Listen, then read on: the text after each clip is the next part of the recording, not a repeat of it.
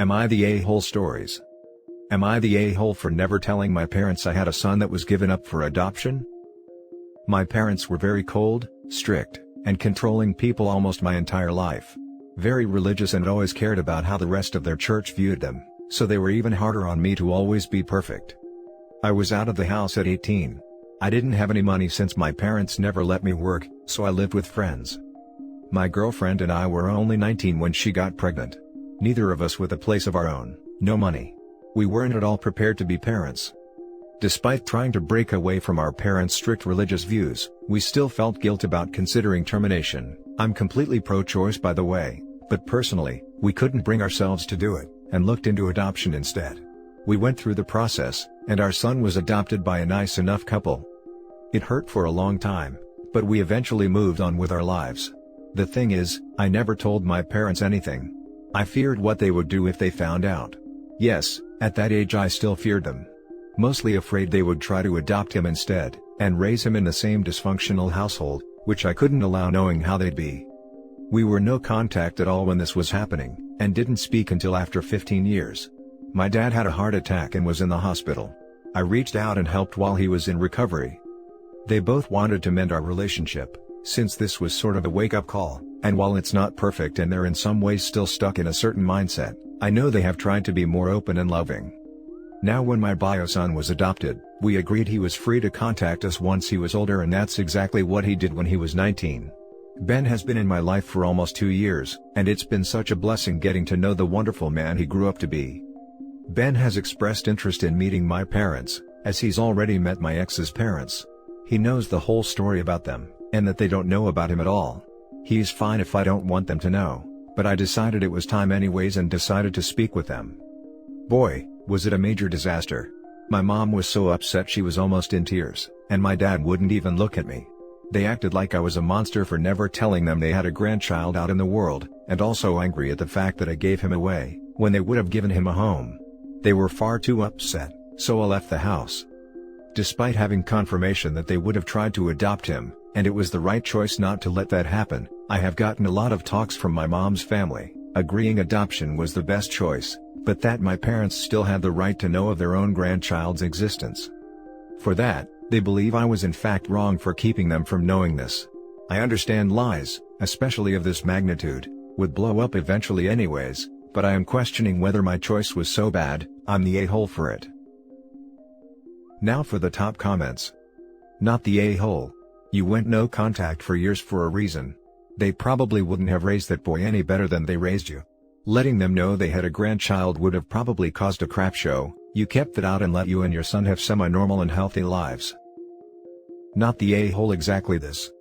You did the right thing for your son. It was the best option for him. You gave him a life out of that toxic environment. You have confirmation now that they would have tried to adopt him themselves. That should be enough to reassure yourself that you did right for your child. Not the a-hole. I grew up in a fundamentalist cult. I never would have wanted my own child to be raised in that environment. When you are extremely sheltered, manipulated, controlled, and terrified by your parents, it is very difficult to make adult decisions. You were extremely young at the time. You did what you thought was best for your son, and gave him a good life. You arguably made the best decision you possibly could have made for him. Hindsight is 20/20, and maybe you should have told your parents. But your reasons for not telling them are valid. I remember very well how easily I caved to my parents' whims, despite trying to stand up for myself. What if they had hounded you day, after day, after day? Would you have been able to maintain your resolve, and give Ben up for adoption? They would have placed an insane amount of guilt on you. I know that if it were me, I would never want a child raised in that environment, but the pressure from my own parents would have been insane. Your parents are mad now, but they would have been mad for the last 19 years if you told them. With the knowledge that you have now, you might question if you should have told your parents about your decision. I don't think there is an easy answer for that, but you did it from a sense of self-preservation, not to hurt them or to be spiteful. I'm not a cruel person. Despite the differences I have with my parents, I don't deliberately hurt them. But a part of me feels like you should simply look your parents right in the eyes, and say that you decided to keep the knowledge of Ben from them, because of how they treated you growing up. And you didn't want your own son raised with the same sense of despair. But I also know how parents like ours play the victim, and it would only make things more volatile. When my parents tell me they are disappointed with me now, in my own head I just shrug my shoulders like, you were never proud of me growing up, so how is this different? The only difference is that, now I live my life to take care of myself first. I wish I had more words of comfort or encouragement. I think you just need to find peace in the fact that you made the best possible decision for Ben. They can either choose to be in a relationship with you and your son, or they can continue to play the victim, and not be part of your lives. I feel you, and I grew up with the exact same parents. At that age, I know I would have done anything they asked me no matter how hard I tried to be defiant. It's the reason why I knew having no contact at all was the best way to finally break away from their control. Thank you for this. It's very reassuring during a time like this, when it feels like the rest of the world is against you, to be reminded that this was the best choice. I am beyond proud of the man he's become. I don't think that would have been possible had he gone with them. Next story is titled, Am I the a-hole for not telling my family I have a biological child? Sorry in advance on mobile. So, I will begin by saying that I, 28 male, have been married to my wife, 29 female, for 5 years, together for 12. We have a great relationship and I have never been unfaithful. Where this conflict begins, is 10 years ago when I met my best friend Jane, 28 female, and her husband Tim, 29 male. At the time Tim identified as female, but has since transitioned to male. My wife and I are very supportive of him. Jane is one of my best friends and gets along great with my wife. 4 years ago, Tim and Jane wanted to start a family, and looked into getting a donor as Jane wanted a biological child. They wanted to actually know the donor in case the child had medical issues or needed a kidney. They asked me if I would consider it. I have good genes, and I was someone close to the family. After discussing it with my wife and more discussions between the four of us, we agreed. My wife was actually a surrogate for her sister a year before this, and we are very open to helping people have children. We signed a contract with Jane and Tim, making sure all legalities were taken care of. Their son Gabe was born 3 years ago now. The role I play in his life is the fun uncle who spoils him, and occasionally watches him. Tim is his father in every important way. We agreed that we would tell Gabe when he was older, that while Tim is his father, I am his biological donor. I didn't tell my family, because I didn't want them interfering in Gabe's life. My mother can be a bit much. Tim and Jane should be able to raise their son without interference. We were all happy with this arrangement. Now that he is older, Gabe has started to look more and more like me when I was his age. For Thanksgiving Tim, Jane, and Gabe came over after quarantining themselves for 2 weeks. My mother did a drive-by, and saw Gabe sitting on my shoulders. Something must have clicked and she put 2 and 2 together. She called me later, crying asking if I was Gabe's father. I told her I am his donor, and that Tim is his father. She blew up at me. How I am depriving her of one of her grandchildren. My sister has 3 children. My sister later called and was pissed, but when I explained the situation, she understood. She just said we shouldn't keep secrets like this. I told her it was none of their business, and we have no say in how Tim and Jane raise Gabe. She called me an idiot. My mother will not talk to me. My dad has said they had a right to know, and want to be part of Gabe's life.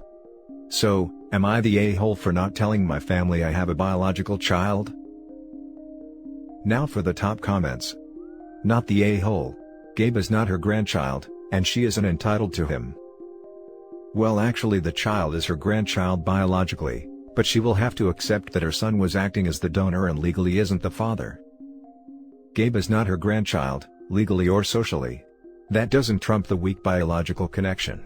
Not sure what your comment is supposed to prove. Not the a-hole. Absolutely not. They're turning a selfless gift into a selfish act.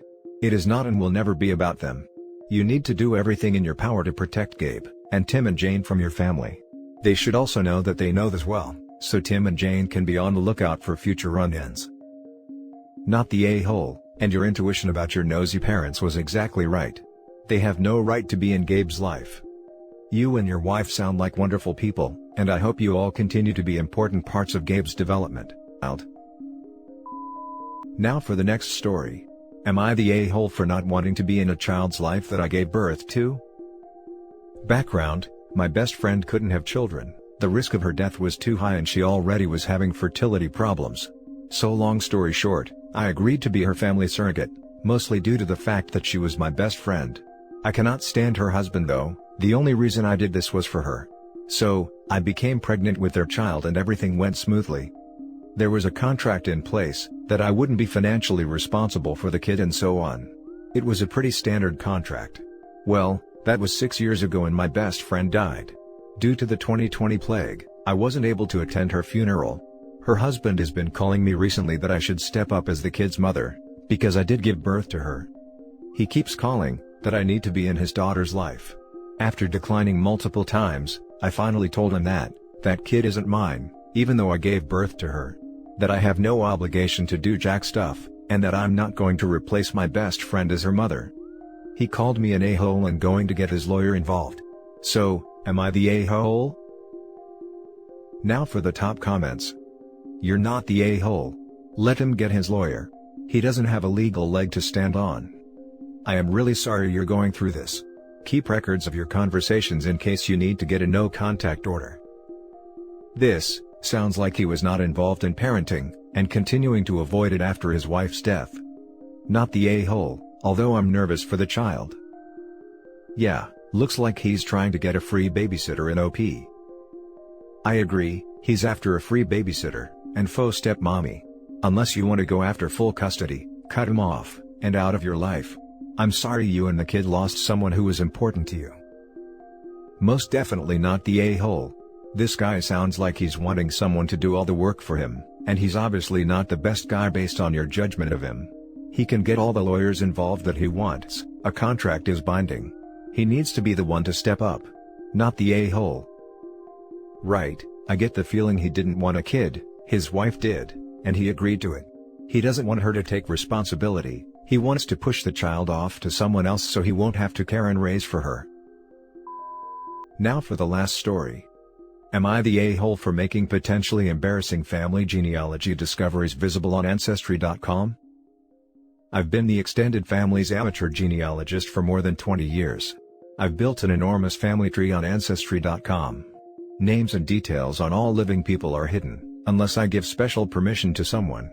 Info on deceased people is visible. Like a lot of American families, there's a persistent myth that we have some Native American heritage. My late paternal grandmother told us that she was descended from a French soldier who married a Native American woman. Well, Grandma, who was a very sweet lady, made this up. She was orphaned at age 2, and didn't even remember her biological parents. Maybe she just wanted an origin story? I figured out who her biological parents were earlier this year, by triangulating my DNA matches and searching other people's public family trees. My great-grandparents were Eastern European immigrants. From newfound relations, I was able to learn a bit of family history. No Native Americans are in it. I'd actually forgotten about the Native American stories. My dad is no longer alive, but I shared this info with his brother, my uncle. He thanked me but asked, "Are you 100% sure there's no Indians?" His word, not mine, in our tree? "Yep, 100% sure," I told him. He responded, "Well, Ronnie, fake name, isn't going to like hearing that. Ronnie is my cousin, I haven't seen him since we were kids, and he apparently took the Native American thing to heart. He went out and got a bunch of tattoos with symbols from some local tribe." I checked out his Facebook, and sure enough, he and his kids even go to local powwows, and are tribal dancers. I had no idea. To look at Ronnie, I guess you could believe he had somewhat exotic ethnicity if he claimed it. Dark hair and eyes, warm skin tone, high cheekbones, large nose. On the other hand, he looks pretty damn Slavic too. I had, and have no intention of telling anybody in Ronnie's world, that this is untrue. But he did not take the news well. His dad shared my number and I got a text from Ronnie telling me to take down any info about our family origin immediately. I responded no, and reassured him that his name wasn't displayed, and his secret was safe with me. I'm not trying to out anybody as anything. I don't share findings on Facebook, and you'd really have to dig through the Ancestry.com tree and know what to look for, to find these nuggets on your own. He texted back, "You're a freaking witch." I blocked him. In hindsight, I wish I'd have responded, "And you're a white dude?" Now my uncle has asked me to remove the info as well, for his grandkids' sake. I repeated what I told Ronnie. At least my uncle didn't curse at me, though he is disappointed. I'm sorry Ronnie didn't have the foresight to do his own research before going native, but I don't think I'm an a-hole for accurately representing our family history where someone else could see it. Or am I? Now for the top comments. Not the a-hole, Ronnie should have checked and double-checked before he based his lifestyle on a story. Good for you for standing up for yourself. In all fairness, I don't think these resources were readily available a couple of decades ago when Ronnie was a youth. I don't really think it's fair to tell the person to do their research retroactively when that probably wasn't possible. Not the a-hole. It was a huge thing, back in the day, for grandparents to tell family we were part Native American. I have no idea why. My mom's side was Cherokee. We aren't, and are as white as could be. We are Irish, English, and German with a little Russian thrown in. Based on my, admittedly limited, knowledge in this area, at the turn of the 19th century, when indigenous groups had been suppressed, a lot of their population had died, from disease/war/trail of tears, all the other terrible things, and the myth of the noble savage became popular. Pointing to native heritage became a way of claiming a connection to the land. Having some slight native heritage creates a much more palatable story than being the white invaders that took the land, especially when cultural attitudes towards indigenous people softened. Regardless, OP is not the a-hole. Even if the cousin was 1/16th Cherokee, claiming native heritage after being raised as a white person is kind of gross, especially if her cousin had no authentic connection to the culture before he got all his tribal tattoos. The fact that he is so mad over the 1/16th of heritage he thought he had, shows how thin the veneer was in the first place. Not the a-hole. Like a lot of American families, there's a persistent myth that we have some Native American heritage. I've got some Indian in me, was the earlier generations, but I've got a black friend. For a lot of people, it was that they literally had black ancestors, but were mostly white passing, so they used the Native American cover to explain any darker colorings, or not quite white-looking babies. And that's it for this video guys. If you have thoughts to share, leave a comment below. Don't forget to hit like and subscribe if you like this content. I'll catch you in the next one. Good day everyone.